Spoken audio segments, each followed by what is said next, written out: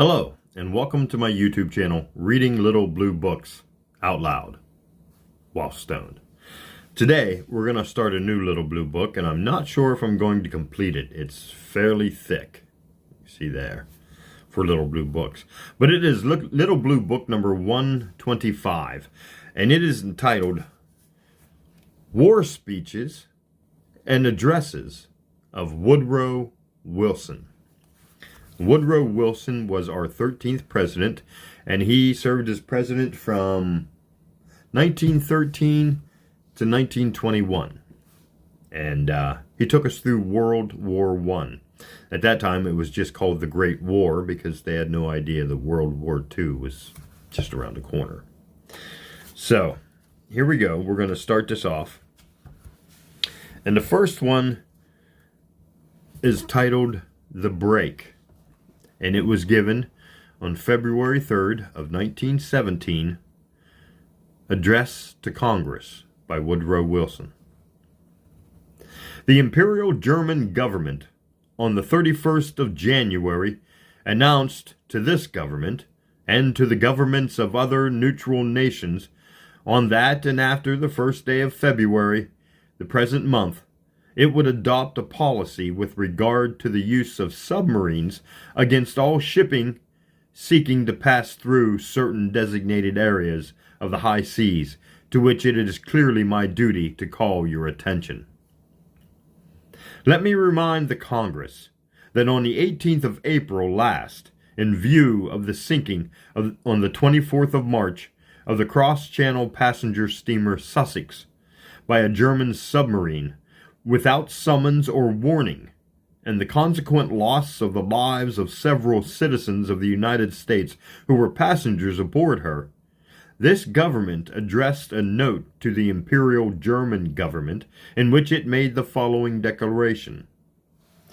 If it is still the purpose of the Imperial government to prosecute relentless and indiscriminate warfare against vessels of commerce by the use of submarines without regard to what the government of the United States must consider the sacred and indisputable rules of international law and the universally recognized dictates of humanity, the government of the United States is at last forced to the conclusion that there is but one course it can pursue. Unless the imperial government should now immediately declare and effect as abandonment of its present methods of submarine warfare against passenger and freight-carrying vessels, the government of the United States can have no choice but to sever diplomatic relations with the German Empire altogether. In reply to this declaration, the Imperial German government gave this government the following assurance. The German government is prepared to do its utmost to confine the operations of war for the rest of its duration to the fighting belligerents, thereby also ensuring the freedom of the seas, a principle upon which the German government believes now, as before, to be in agreement with the government of the United States. The German government, guided by this idea, notifies the government of the United States that the German naval forces have received the following orders. In accordance with the general principles of visit and search and destruction of merchant vessels recognized by international law, such vessels, both within and without the area declared as naval war zone, shall not be sunk without warning and without saving human lives, unless these ships attempt to escape or offer resistance. But, it added, neutrals cannot expect that Germany, forced to fight for her existence, shall, for the sake of neutral interest, restrict the use of an effective weapon if her enemy is permitted to continue to apply at will methods of warfare violating the rules of international law. Such a demand would be incompatible with the character of neutrality, and the German government is convinced that the government of the United States does not think of making such a demand, knowing that the government of the United States has repeatedly declared that it is determined to restore the principle of the freedom of the seas from whatever quarter it has been violated.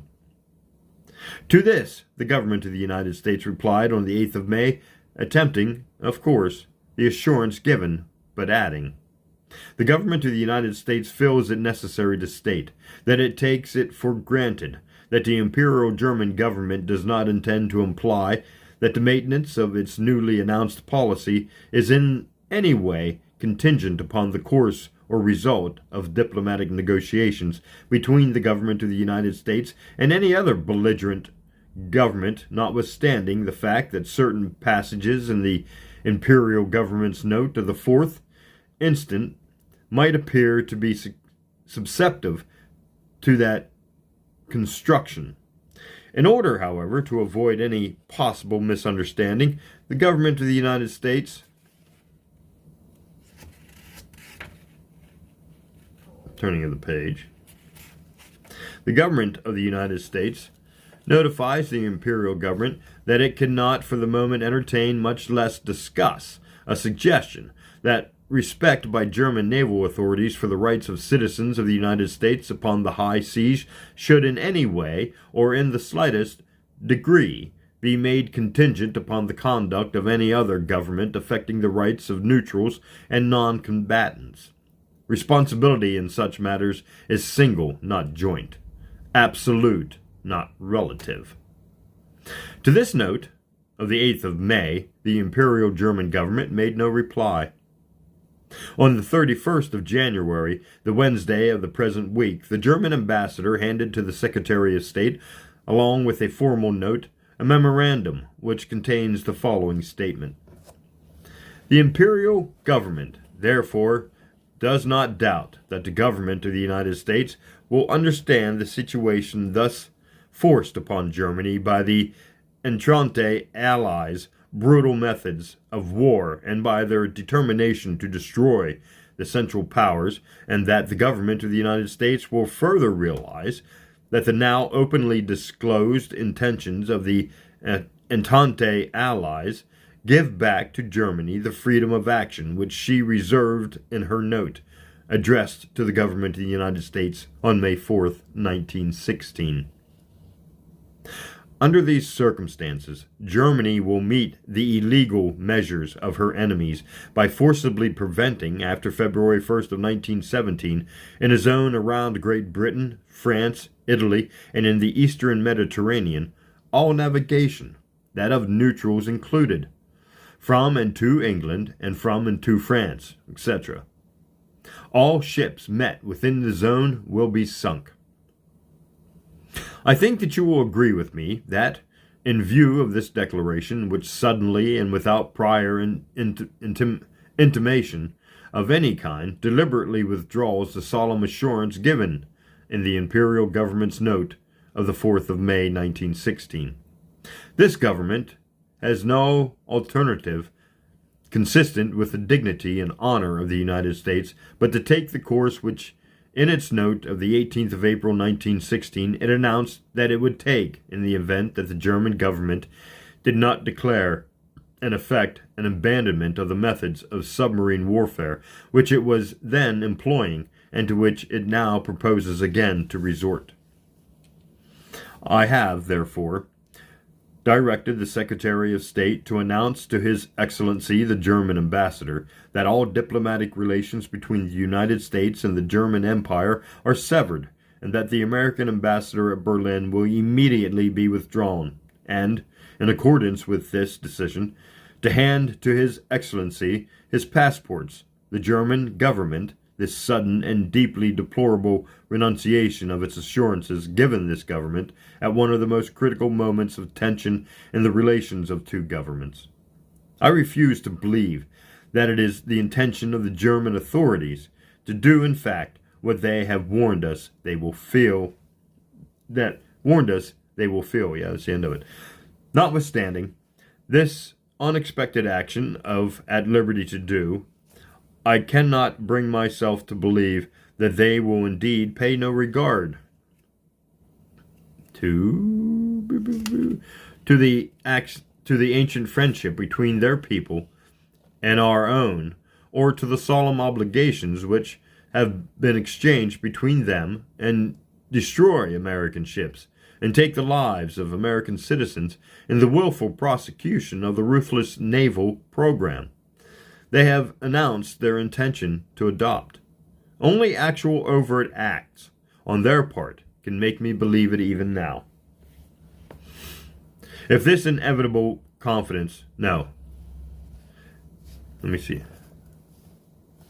If this inveterate confidence on my part in sobriety and prudent foresight of their purpose should unhappily prove unfounded, if American ships and American lives should in fact be sacrificed by their naval commanders in heedless contravention of the just and reasonable understandings of international law and the obvious dictates of humanity, I shall take the liberty of coming again before the Congress to ask that authority to give me to use any means that may be necessary for the protection of our seamen, of our people in the prosecution of their peaceful and legitimate errands on the high seas.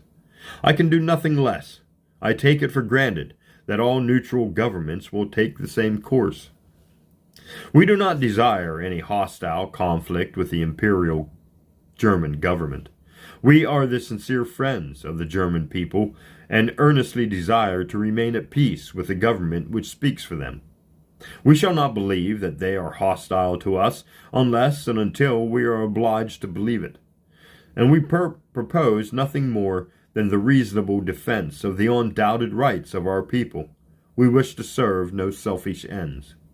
We seek merely to stand true alike in thought and in action to the immemorial principles of our people, which I sought to express in my address to the Senate only 2 weeks ago. Seek merely to vindicate our right to liberty and justice and an unmolested life. These are the bases of peace, not war. God grant may we not be challenged to defend them by acts of willful injustice on the part of the government of Germany. And as we already know, we had to go into World War I. That's the end of the war speech from February 13th, 1917, the address to Congress by Woodrow Wilson. And I think we'll go on to the next one, which is the second inaugural address by Woodrow Wilson on March 5th, 1917. The 4 years which have elapsed since I last stood in this place have been crowded with counsel and action of the most vital interest and consequence. Perhaps no equal period in our history has been so fruitful of important reforms in our economic and industrial life, or so full of significant changes in the spirit and purpose of our political action.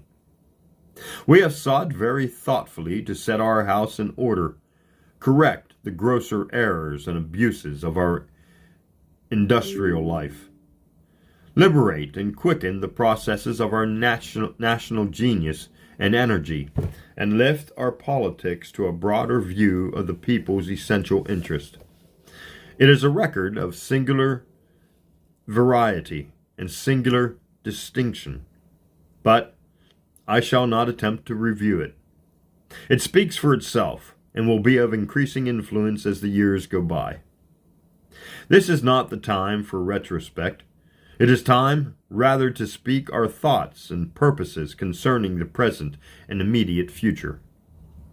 Although we have centered counsel and actions with such unusual concentration and success upon the great problems of domestic legislation to which we addressed ourselves 4 years ago, other matters have more and more forced themselves upon our attention, matters lying outside our own life as a nation, and over which we had no control, but which, despite our wish to keep free of them, have drawn us more and more irresistibly into their own current and influence. It has been impossible to avoid them. They have affected the life of the whole world. They have shaken men everywhere with a passion and an apprehension they never knew before.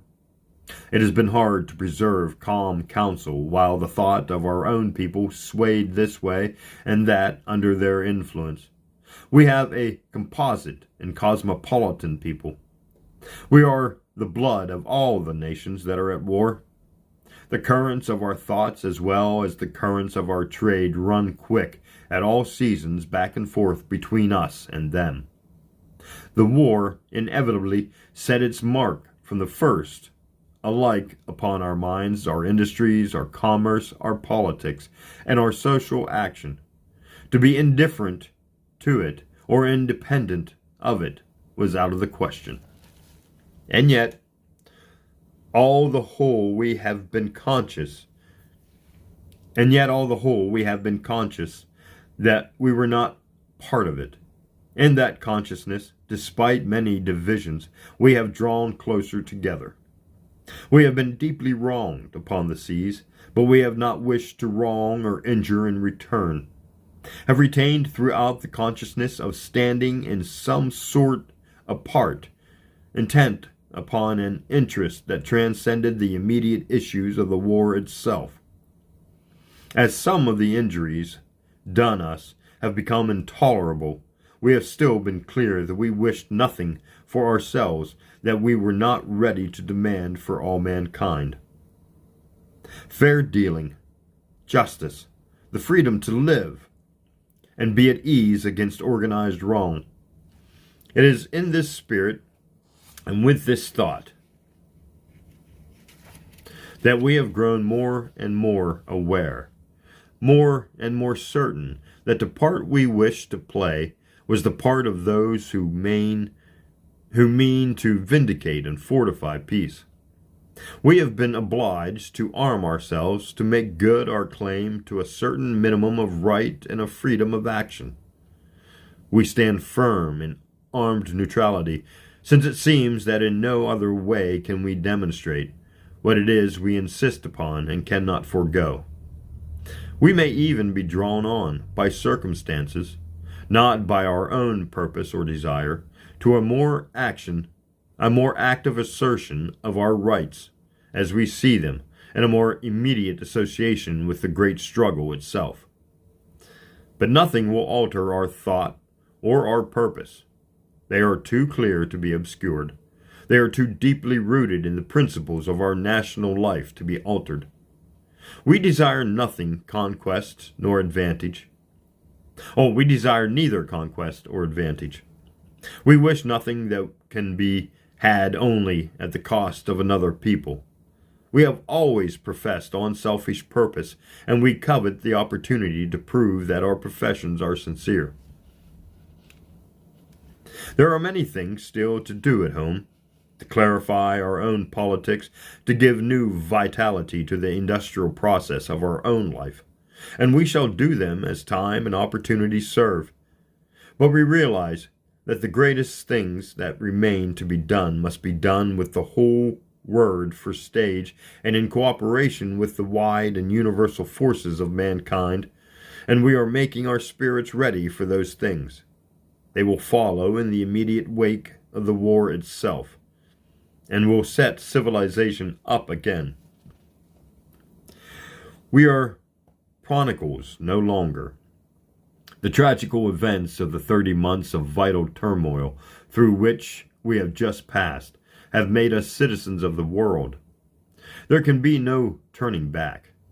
Our own fortunes have are evolved, whether we would have it or not.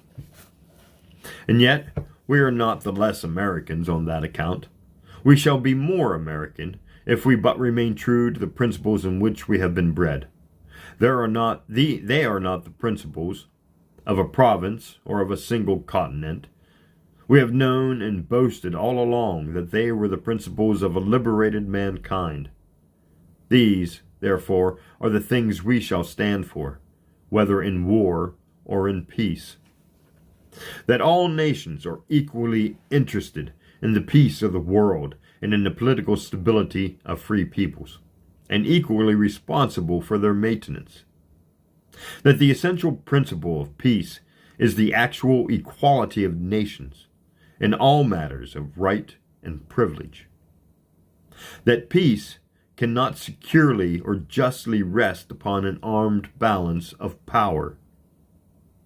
That governments derive all their just powers from the consent of the governed, and that no other powers should be supported by the common thought, purpose, or power of the family of nations. That the seas should be equally free and safe for the use of all peoples, under rules set up by common agreement and consent, and that so far as practicable, they should be accessible to all upon equal terms. That national armaments should be limited to the necessities of national order and domestic safety. That the community of interest and of power upon which peace must henceforth depend imposes upon each nation the duty of seeing to it that all influences proceeding from its own citizens meant to encourage or assist revolution in other states should be sternly and effectually suppressed and prevented. I need not argue these principles to you, my fellow countrymen. They are your own, part and parcel of your own thinking and your own motives and affairs. They sprung up native amongst us. Upon this, as a platform of purpose and of action, we stand together. And it is imperative that we should stand together. We are being forged into a new unity amongst the fires that now blaze throughout the world.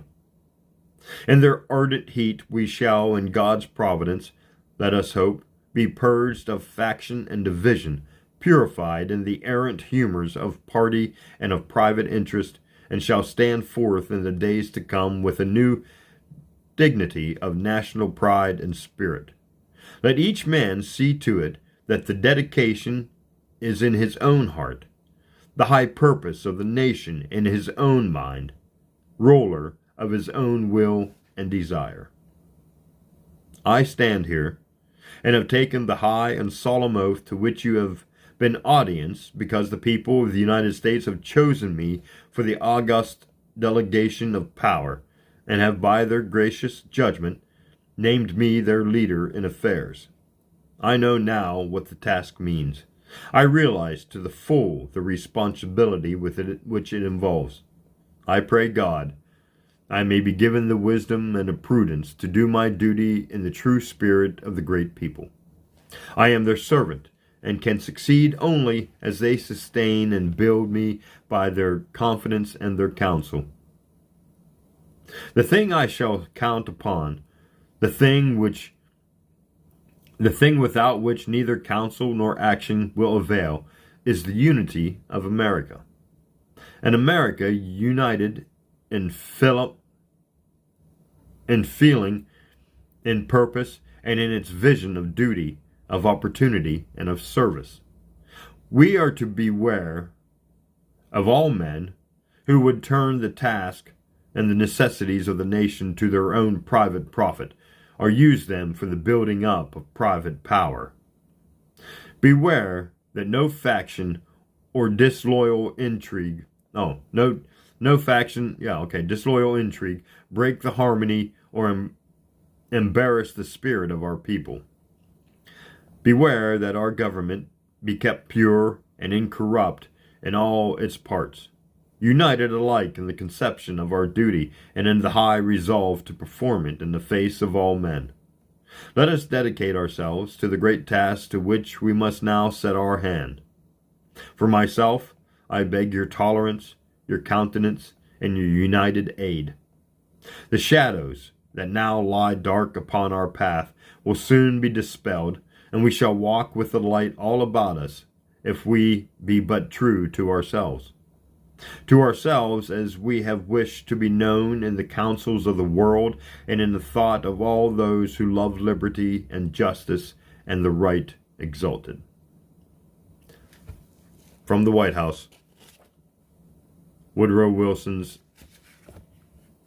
second inaugural speech given in March 5th, 1917. And let's see, what would be the next one? we may stop with this one. Okay. Next one is an address to Congress, and let's see, it's several pages long, it looks like. Yeah, multiple pages. So I think what I'll do is I